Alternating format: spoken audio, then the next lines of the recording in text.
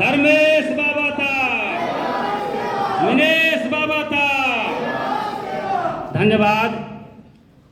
अब हमारे राजस्थान से हमारे आदिवासी शेरनी और हमारे संगठन की संयोजिका आदरणीय हीरा मीना मैडम से मैं चाहूँगा कि अपने विचारों को हम सबों के सामने प्रस्तुत करें, जो हमेशा हम सबों के संघर्ष में साथी रही है। हीरा मीना मैडम से मेरा पुनः आग्रह है कि अपने विचारों को व्यक्त करें। जो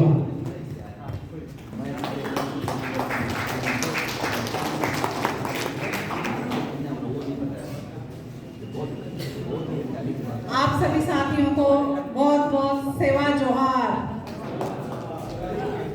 मैं आप सबका तहे दिल से हार्दिक अभिनंदन करना चाहूंगी कि आप लोग इस देश के मूल बीज हैं, मूल संतानें हैं। हमारे पूर्वज इस भूमि के मालिक रहे हैं, इसीलिए हमारे देश का नाम इंडिया रखा गया था। इंडिया मतलब इंडिजीनियस लोगों की धरती, इंडिया मतलब आदिवासी लोगों की धरती, और इसीलिए इस नाम को बदला जा रहा है। इंडिया का नाम इसीलिए बदला जा रहा है ताकि आदिवासी लोगों को धरती से बेदखल किया जा सके। हमारा जहाँ जहाँ भी नामकरण जो किया जा रहा है, चाहे हमारा हो, हमारे पुरखा संस्थानों का हो, सांस्कृतिक स्थलों का हो, धार्मिक स्थलों का हो, या हमारे जंगल पहाड़ नदियों मैदानों का हो, जहाँ भी नाम बदला जा रहा है मतलब आपकी वो चीज हथियाई जा रही है, छीनी जा रही है, जबरन या साजिश के तहत। और ये संविधान के साथ, हमारी पहचान के साथ खिलवाड़ हुआ ऐसा ही, क्योंकि जयपाल सिंह मुंडा जो संविधान सभा में रहे हैं, उन्होंने हम सब देश भर के आदिवासियों के साथ, जो संसार के सबसे बड़ी आबादी भारत में रहती है आदिवासियों की, उस सबसे बड़ी आबादी के साथ संविधान सभा में बोलने वाला सिर्फ जयपाल सिंह मुंडा थे। उन्होंने आदिवासी शब्द की वकालत की थी कि आदिवासी, हम आदिवासी हैं। अगर आदिवासी को आप जंगली कहना पसंद करते हैं तो मैं जंगली होना पसंद करूंगा। और हम सब उन्हीं जंगली आदिवासियों की संतानें हैं, चाहे हम जंगल पहाड़ मैदान दर्रे घाटियां कहीं पर भी रहें। उसी आदिवासी शब्द को संविधान से हटाकर हमारी पहचान को मिटाया गया। और आज हम जो कॉलम की मांग कर रहे हैं, ट्राइबल कॉलम की, वो वही मांग है कि आज भी हम उस आदिवासी शब्द की डिमांड कर रहे हैं कि हमें हमारी मूल पहचान दी जाए। आपके आधार कार्ड में या आपके पहचान पत्र में एक भी अल्फाबेट गायब हो जाता है या गलत दूसरा बना दिया जाता है तो आपकी पहचान मिट जाती है। तो सोचिए, जब आपको मूल पहचान ही नहीं दी गई तो पहचान कहाँ से बनाएंगे।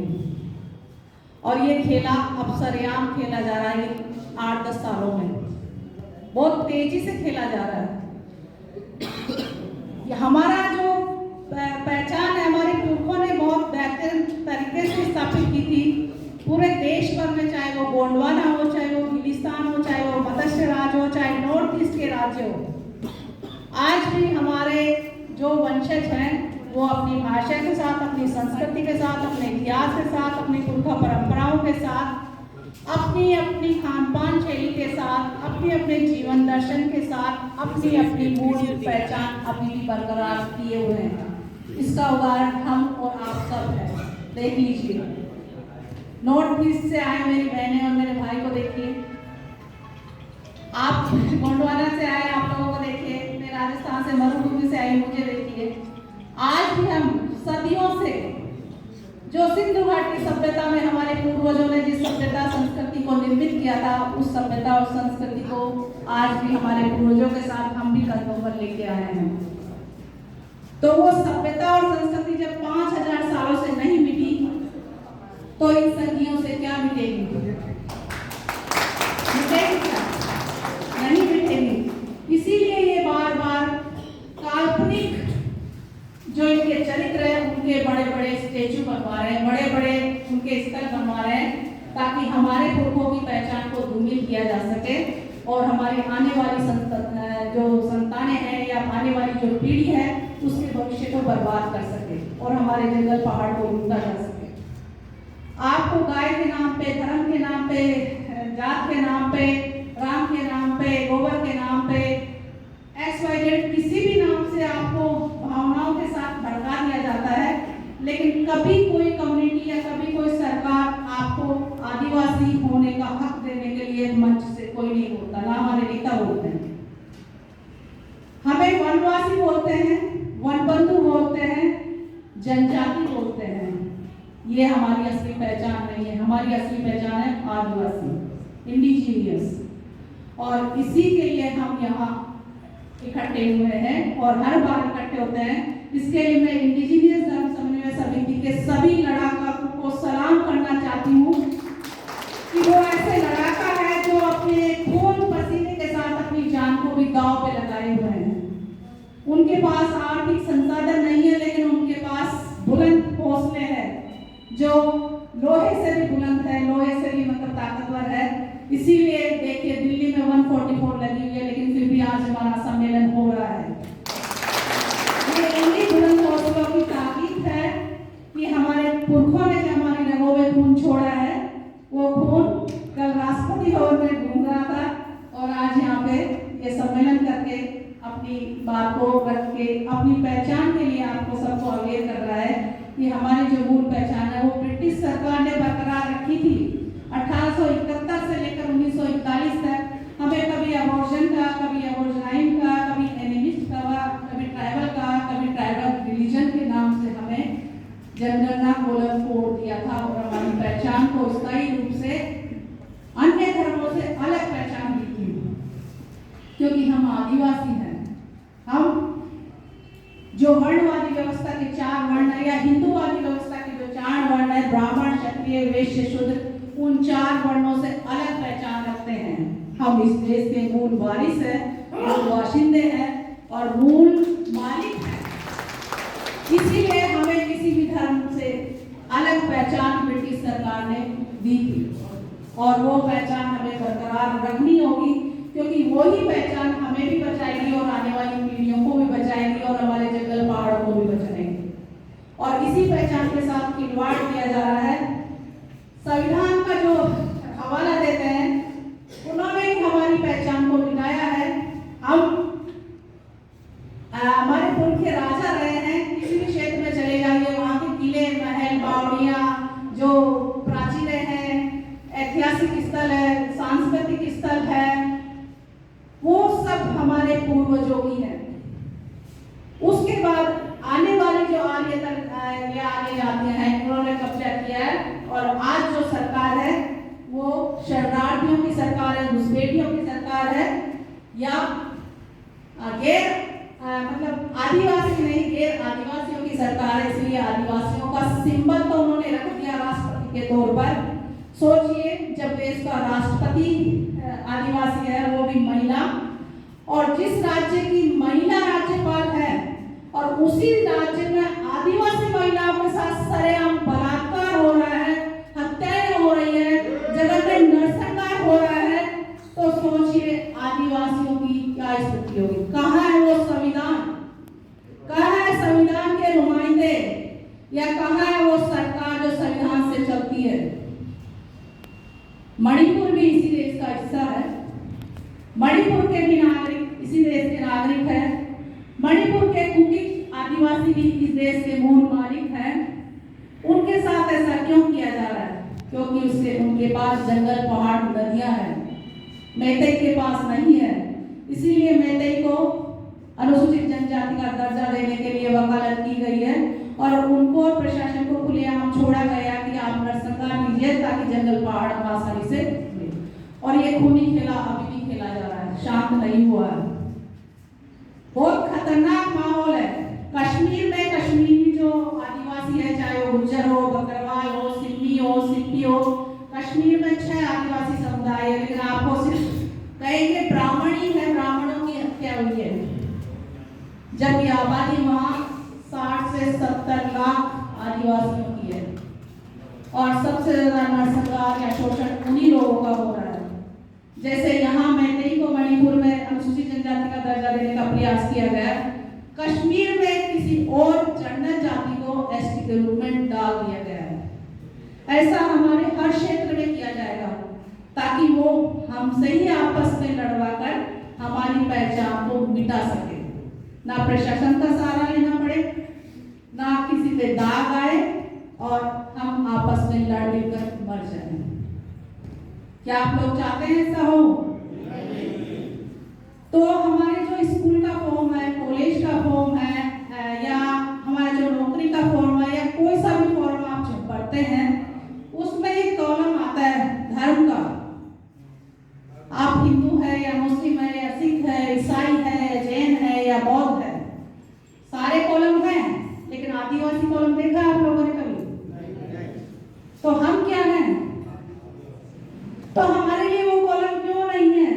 सोचिए, ये बहुत बड़ा खेला है। हमें राम दिखाए जा रहे, लला दिखाए जा रहे, घर घर उनके भगवा लगाए जा रहे हैं, लेकिन आपको नहीं कहा जा रहा कि आप आदिवासी हैं, आपको हम ये पहचान दे रहे हैं।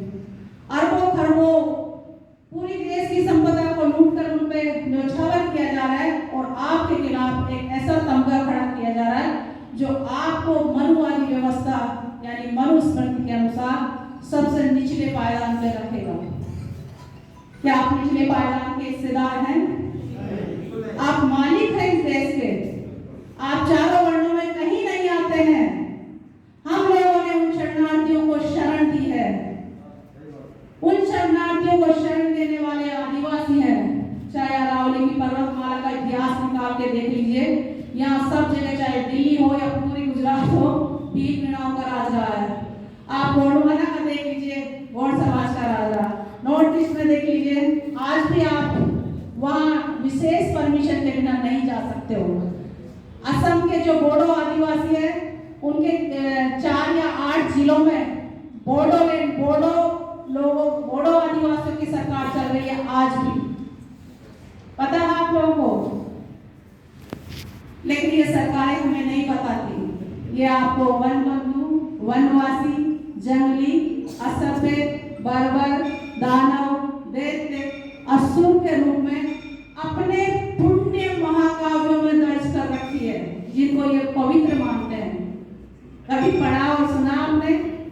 हम सब पढ़ते हैं और सुनते हैं। कभी हमने विरोध किया इन चीजों का?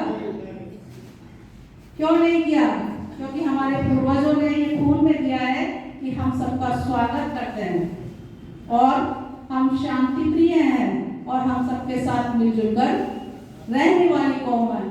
इसीलिए जो आदिवासी वो संसार के 90 देशों में रहते हैं और लगभग 50 करोड़ से ज्यादा इनकी आबादी है। 5000 समाज, समुदाय और कबीले आदिवासियों के हैं और 7000 इनकी भाषाएं और बोलियां हैं। संसार के सबसे ज्यादा बड़ी कौम है वो आदिवासियों की है, लेकिन हमें इन सब से रूबरू नहीं करवाया जाता। हमें कहा जाता है ये तो बहुत थोड़े से लोग हैं, अनपढ़ लोग हैं, अशिक्षित लोग हैं, लेकिन उन्हीं अनपढ़ अशिक्षित लोगों से लोहा लिया जाता है, सोना लिया जाता है, जंगल लिए जाते हैं, पहाड़ लिए जाते हैं, ऑर्गेनिक खाद्य सामग्री ली जाती है जो महानगरों में सप्लाई होती है। जो बिजली बनती है वहां पर आती है शहरों में, डैम बनते हैं गाँव में, पानी आता है शहरों में। फिर असभ्य, जंगली, बर्बर कौन हुआ? देने वाला या लेने वाला? तो ये कौन होते हैं मैं असभ्य, जंगली, बर्बर कहने वाले? इन चीजों को समझना होगा। जरूरी नहीं है अक्षर ज्ञान हो या पढ़ना लिखना आए। हमारे पुरखे बहुत ज्ञानी थे, उनके पास अक्षर ज्ञान नहीं था, लेकिन संसार का सबसे सर्वश्रेष्ठ ज्ञान आदिवासियों के पुरखों के पास रहा है, रहेगा आने वाले समय में भी। इसीलिए हमारी भाषाओं का जो जानकारी है, हमारी जो मातृभाषाएं हैं, जो बोलियां हैं, उनमें संसार की सबसे महत्वपूर्ण जानकारी उनमें दर्ज है। तो हम सबको अपनी अपनी मातृभाषा और बोलियों को लिखित रूप में लाना होगा। मैं इसलिए बोल रही हूँ क्योंकि ये सरकार तो हमारा अस्तित्व खत्म करने जा रही है, हिंदू राष्ट्र बनाने जा रही है, भगवाकरण जगह जगह कर रही है। वो साम दाम दंड भेद प्रशासन नीति तिथि भगवा साधु संत सबको आपके पीछे लगा छोड़िए। किस किस से बचोगे? आपके आसपास में घंटे बजते रहेंगे। एक बार आप अवॉइड करोगे, 2 बार करोगे, तीसरी बार तो अपने आप जाके वहां चुप जाओगे। फिर एक साइकोलॉजी बन जाएगी, जैसे कुत्ते को घंटी देके बुलाते हैं तो घंटी बजते ही कुत्ता दरवाजे पर आ जाता है। आप एक आवाज करते हैं कोई सिंबल वाली, तो गाय हो या कोई भी जानवर हो, वो आवाज करते ही वो आ जाता है। तो ये मानसिकता को कुंद करने के बहुत सारे तरीके अपना चुकी है ये सरकार, क्योंकि ये लोकतंत्र की सरकार नहीं है, ये आरएसएस की सबकी सरकार है, नारंगी गैंग की सरकार है, जो नागपुर से या पूरे देश में चल रही है। ये पहले छुप छुप के वार करते थे, लेकिन अब खुलेआम कर रहे हैं। देख रहे हैं आप लोग 8 सालों में जो कुछ भी हुआ। इन सब चीजों से हमको सावधान रहना होगा, अपनी भाषा और संस्कृति और इतिहास को बचाना होगा, और उन सबको बचाने के लिए अपनी अपनी मातृभाषा और बोलियों को लिखित रूप में दर्ज करना होगा, क्योंकि वो दर्ज किया हुआ ही मान्य होगा।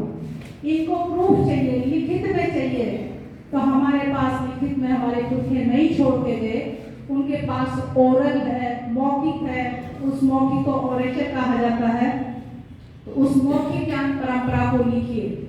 हमारी भाषा को कहीं दर्ज नहीं किया गया।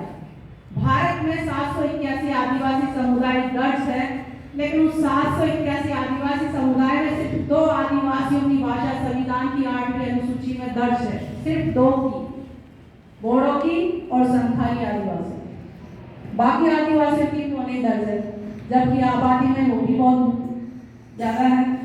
सरकार कहती है 10,000 की आबादी वाला समाज समुदाय की भाषा जिंदा रहती है, लेकिन मैं आपको बताना चाहूंगी कि मीणा समुदाय 1 करोड़ से भी ज्यादा आबादी का है। आप सबको पता है, सब आदिवासियों में भारत में सबसे पढ़ा लिखा मीणा समुदाय है, लेकिन उसकी पहचान मिटाने के लिए उसकी भाषा को मृत रूप में दर्ज कर रखा है। ये बहुत बड़ी साजिश है जो हमें बहुत बाद में पता चलती है, और जिनको दर्ज नहीं किया गया, सोचिए उनका क्या अस्तित्व है। उसको तो दर्ज किया गया, मृत है, मतलब थी तो सही, लेकिन भाषा के जो वैज्ञानिक है वो कहते हैं कि अगर किसी भी समाज समुदाय का अगर एक भी बंदा जिंदा है, तो उसकी भाषा, उसकी संस्कृति, उसका इतिहास, उसका अस्तित्व, उसकी अस्मिता सब कुछ जिंदा है, क्योंकि वो जिंदा कर सकता है। ऐसे ही भाषा के बहुत बड़े वैज्ञानिक है प्रोफेसर गणेश नारायण देवी, वो भाषा, भारत की भाषाओं पर, विदेशी भाषाओं पर बहुत बड़े बड़े ग्रंथ लिखे हैं। उन्होंने समाज के शोधार्थियों को, प्रोफेसरों को, लेक्चरर्स को, या समाज के लिए जो काम करते हैं उनको इकट्ठा करके बहुत बड़ा भाषा सर्वेक्षण किया है। तो उस भाषा सर्वेक्षण से सिद्ध होता है कि भारत में बहुत सारी भाषाएं और बोलियां हैं अभी भी जिंदा, लेकिन उनको हम आगे वाली पीढ़ियों को देने के लिए हमें उनको लिखित रूप में लाना होगा। लिखित रूप में लाकर ही हम अपने अस्तित्व को, अपनी भाषा को, अपनी संस्कृति को, अपने इतिहास को, अपनी परंपराओं को, अपने पुरखों के जो मूल अस्मिता और अस्तित्व है उसको दर्ज कर पाएंगे, और हम फिर दावा कर पाएंगे कि हम इस समुदाय से आते हैं, हमारी ये भाषा है, और हमारा ये जनगणना कॉलम में आदिवासी कोड होना चाहिए।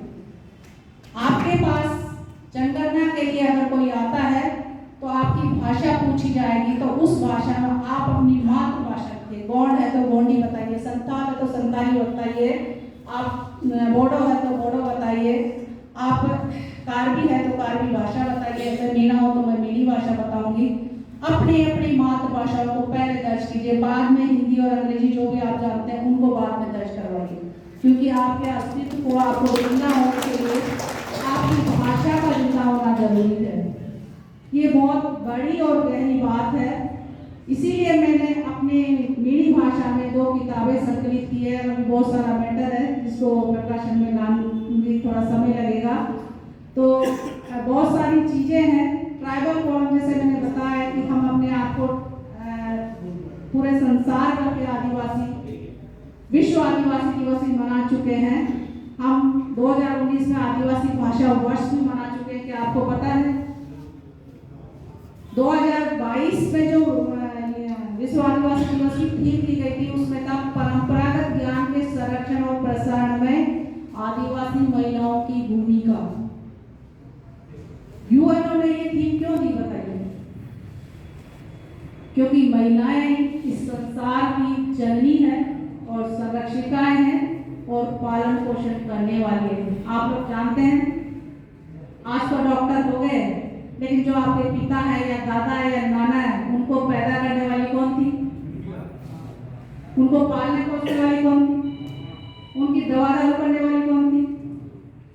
उन पर संकट आने पर उनका ध्यान रखने वाली कौन थी? और आज भी कौन है? तो क्यों हमें कमजोर बनाया जाता है? क्यों हमें पाखंडों के जंजीरों में जकड़ा जाता है? क्यों ये हमारे साम दाम दंड भेद के अनुसार छोड़ी जाती के लिए ये काल्पनिक चरित्र आके तुम्हारी रक्षा करेगा या ये किताब आके तुम्हें बचाएगी? आपके हाथ पैर और आपके दिमाग के अलावा कोई आके बचाता है? ये प्रकृति हमें ऑक्सीजन दे रही है, प्रकृति पेड़ पौधे हमें हवा दे रहे हैं, पानी दे रहे हैं, बरसात ये करते हैं, फल फूल ये दे रहे हैं, छाव ये दे रहे हैं, और जब हम मर जाएंगे तो बना भी ये प्रकृति ही देगी। तो इससे बड़ा कोई ईश्वर है? पहले ईश्वर हमारे पैदा करने वाले माता पिता और दूसरी हमारी धरती है, हमारी प्रकृति। इसीलिए हम जोहार बोलते हैं। जोहार प्रकृति और पूर्वजों को नमन करने का या उनका अभिवादन करने का या उनके प्रति कृतज्ञता प्रकट करने का एक बहुत बड़ा अनमोल मंत्र है, शब्द है, शक्ति है, अभिवादन है। इसीलिए हम सेवा सेवा सेवा जोहार बोलते हैं और जोहार बोलते हैं। और इन सब चीजों का जो विरोध करता है वो समझिए वो आदिवासियों का घोर विरोधी है, आदिवासियों के अस्तित्व को नकारने वाला है। कल हम राष्ट्रपति भवन में गए थे, मेरे भाइयों के गमछे एक तो आंखों में अखर गए तो उसने कहा नहीं ये निकालिए। उस वक्त तो हमने निकाले, लेकिन अंदर जाके खुश कराए क्योंकि हमें अंदर जाना था। तो ये साजिश है, आपकी पहचान को आपसे छुड़ाया जा रहा है, साम दाम दंड भेद या प्रशासन हर तरीके से। तो ट्राइबल कॉलम के लिए हमें स्थानीय स्तर पर, राज्य स्तर पर, राष्ट्रीय स्तर पर और राजधानी स्तर पर आकर इस तरह के प्रोग्राम करने होंगे और सबको जागृत करना होगा कि हमारे पास आदिवासी या ट्राइबल कॉलम होना चाहिए। और ये कॉलम हमें पहले दे रखा था ब्रिटिश सरकार के समय पर, तो उसको वापस से लागू करना चाहिए। इसमें सरकार का ना कोई पैसा लगेगा, ना कोई प्रशासन की जरूरत पड़ेगी। एक शब्द तो लिखना है। जब ये विश्व की सबसे बड़ी लोकतांत्रिक सरकार है, सबसे बड़ी आबादी वाली सरकार है और ये आदिवासियों की धरती पर चलने वाली सरकार है, तो ट्राइबल कॉलम नहीं दे सकती क्या ये सरकार?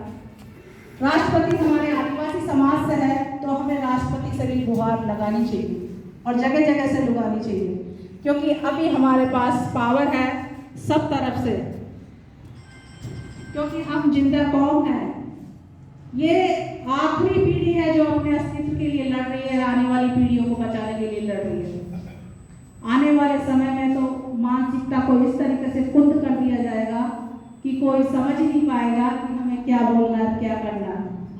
क्योंकि आपके जो विद्यालय हैं उसका पाठ्यक्रम भी इस तरीके से तैयार किया जा रहा है कि जो नई नस्ल या नई पौध तैयार होगी वो भी मानसिक रूप से गुलाम पैदा होगी। आपके आसपास राष्ट्रीय स्तर पर ऐसा वातावरण खड़ा किया जा रहा है आपको मानसिक गुलाम बनाने के लिए। ऐसे ऐतिहासिक या सांस्कृतिक स्थल तैयार किए जा रहे हैं ताकि आप अपनी अस्मिता और अपने पूर्वजों का इतिहास भूल जाएं।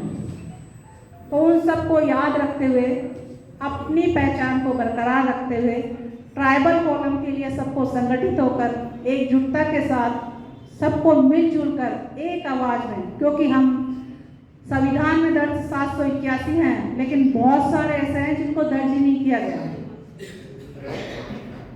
बहुत सारे हैं जिनको पिछड़ा, अति पिछड़ा, घुमंतु या अपराधी आज भी कहा जाता है, क्योंकि इन लोगों ने हम सबको इस तरीके से तोड़कर अलग अलग खांचों में डाल रखा है हमारे जल जंगल जमीन लेने के लिए। और बिना जल जंगल जमीन के इस देश का विकास नहीं हो सकता। इसलिए बार बार ये विकास का ढोल पीटते हैं और आदिवासियों को विनाश की तरफ धकेल देते हैं। इसीलिए आपको अभी लला के दर्शन करवाए, लेकिन हंसदेव अभ्यारण्य को अडानी को भेज दिया गया और वो सरेआम काटा जा रहा है। तो वो लला किस काम का बताइए? वो तो लला ही रह गया ना। उसको तो आपने खरीद के लगाया है, कमाई करने का जरिया बना के किसी और कौम के लिए कई पीढ़ियों का वो और राजनीति को चलाने के लिए एक बहुत बड़ी फंडिंग का जरिया बनाया गया है। आप लोगों ने सुना 2-4 दिन बाद में अरबों खरबों की वहाँ डोनेशन आई है, तो सोचिए वो पैसा कहाँ जाएगा। वो आपके ही खिलाफ इस्तेमाल होगा, राजनीति का इस्तेमाल होगा और पूरे जो कौम है, जैसे ईसाई है उनको भी डराया धमकाया जाता है, मुस्लिम है उनको भी डराया धमकाया जा रहा है, लेकिन जो आदिवासी अपने आप को मानते हैं वो किसी से डरते धमकते नहीं हैं। तो अब उनको अपने शिकंजे में डालने के लिए वो हर तरीके के प्रयास कर रहे हैं। इसीलिए वो साम दाम दंड भेद हर नीति और परनीति से आपके पीछे लगे हुए हैं। हर जगह हमारे अपने जो लीडर चुन के जाते हैं, चुनने से पहले तो कहते हैं हम आपकी आवाज बनेंगे, आपके लिए काम करेंगे, लेकिन जाने के बाद कौन सा लीडर है जो हमारे लिए बोलता है। या ट्राइबल कॉलम के लिए आज तक किसी ने बोला हो? राष्ट्रपति ने कभी बोला या राज्यपाल ने कभी बोला है? हमारे सांसदों ने कभी बोला है? या आप और अपने से कोई राष्ट्रपति है या कोई सांसद है या कोई एमएलए है? क्यों कर रहे हैं हम लोग संघर्ष? क्यों एकजुट हुए हैं यहाँ पे? क्योंकि हमारे पूर्वजों की आत्माएं हमें पुकार रही है, उनका खून हमें प्रेरणा दे रहा है कि ये लोग नहीं कर रहे तो आप लोग तो कुछ कर रहे हैं। इसीलिए हम पूर्वजों को और प्रकृति को मानते हैं, क्योंकि हर समाज में बिरसा भी पैदा होंगे, रानी सिंधी दाई भी पैदा होगी, रानी गायदुल्ली भी पैदा होगी। हर आदिवासी समाज में बहुत बड़े बड़े नायक और नायिकाएं रहे हैं। तो हमें उन नायक और नायिकाओं का स्मरण करते हुए अपने अपने समाज के भविष्य के लिए एकजुटता के साथ ट्राइबल कॉलम के लिए सड़कों पर उतरना होगा और इस ट्राइबल कॉलम को जनगणना में लागू करवाना होगा जो हमें पहले मिला हुआ था, ताकि हमारी पहचान भी बरकरार रह सके। जैसे हिंदू, मुस्लिम, सिख, ईसाई, जैन, बौद्ध सबको कॉलम मिला हुआ जनगणना कॉलम, लेकिन आदिवासियों को ही नहीं मिला हुआ। इसीलिए हम आज तक चाहे स्कूल हो, कॉलेज हो या कोई सा भी फोरम हो या नौकरी का फोरम हो, उसमें जो धर्म का कॉलम आता है उस धर्म के कॉलम में हम क्या लिखते हैं, क्या लिखते हैं हम, और नहीं लिखेंगे तो वो फॉर्म कहीं भी एक्सेप्ट नहीं होगा। तो मजबूरी है हमारी लिखना, क्योंकि हम हिंदू ही लिखते हैं। उसमें क्या लिखते हैं, क्यों लिखते हैं? क्या हम हिंदू हैं? हिंदू में तो 4 वर्ण है, ब्राह्मण, क्षत्रिय, वैश्य, शूद्र। तो इन 4 वर्णों में कहीं आ रहे हैं हम लोग? इसीलिए ये ट्राइबल कॉलम की मांग उठाई जा रही है और इस मांग को हमें अब एकजुट होकर हमें लागू करवाना होगा। और ये ज्ञापन देने के लिए जो सुधीजन साथी हैं उनको जाना होगा और अपनी बात रखनी होगी। और यहाँ से जाने के बाद आप सबको अपने अपने साथियों को, घर परिवार को, समाज को अवेयर करना होगा। जो जो चीज़ें मैंने बताई है उसके अलावा भी बहुत सारी चीज़ें होगी, उनके प्रति भी अवेयर होना होगा और एकजुटता से काम करना होगा। और आने वाले समाज को, आदिवासी समाज को संकट से बचाने के लिए हमें ये सुरक्षा कवच देगा। ट्राइबल कॉलम या जनगणना कॉलम हमें सुरक्षा कवच देगा, ताकि और लोगों की तरह हमारी पहचान को भी बरकरार रखा जाए। नहीं तो जैसे मुसलमानों के साथ उनके बुर्के उतारे जा रहे हैं, ईसाइयों के साथ उनकी और चीज़ों को बदला जा रहा है, आने वाले समय में हमारा भी सब कुछ बदल के हमें भी एंटीनाधारी बना दिया जाएगा। जानते हैं एंटीनाधारी?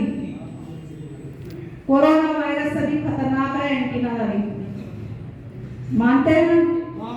और उन सब से हम पूरा भारत देश पीड़ित है और पूरा देश चलाने वाले वो एंटीनाधारी आ गए हैं।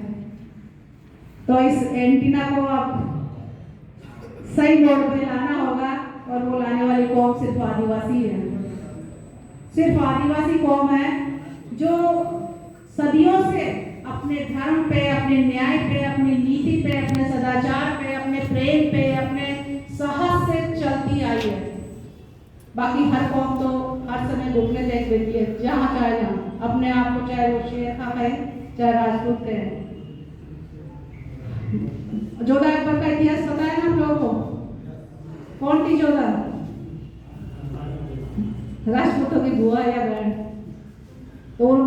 अपनी बहन विवाह को लेके अपनी मनसबदारी बचाई थी, तो सोचो ऐसी कौम राज कर रही है तो वो हमारे साथ क्या करेगी। हम असली जो मालिक थे उनकी संतानें हैं।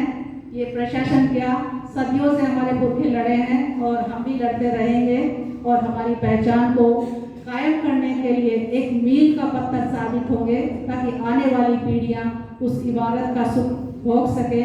इतना ही कहकर मैं आप सबको हार्दिक अभिनंदन के साथ सेवा जोहार करना चाहूँगी। सेवा जोहार।